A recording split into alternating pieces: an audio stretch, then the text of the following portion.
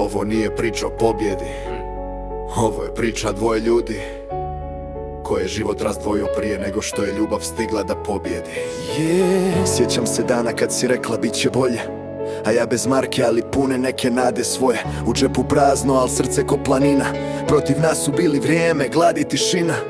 Gledao sam te kako kriješ suze iza osmijeha, dok su drugi nudili sve, ja samo obećanja. Htio sam da budem čovjek kakvog zaslužuješ, al život nekad slomi one što najviše pokušavaju. Nisam bio loš, samo nisam imao sreće.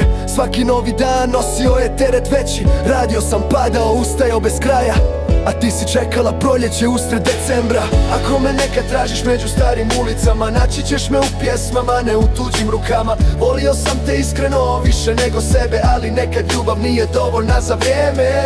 Nek te život čuva kad već nisam mogao ja. Nek ti svaka zora donese ono što nisam znao da. Tako sam bio kriv što nisam stigo dalje, oprosti.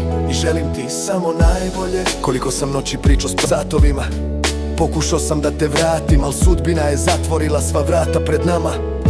Govorili su pustije, kako da pustim. Dio vlasti tog srca ti si bila, razlog da vjerujem sutra. A sad si samo uspomena koja nikad ne zastari.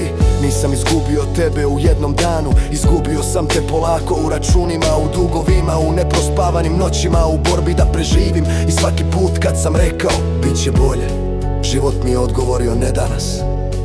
Ne krivim te, ko bi čekao nekoga ko ni sebi nije mogao pomoći. Ljubav traži srce, ali život prvo traži hljeb.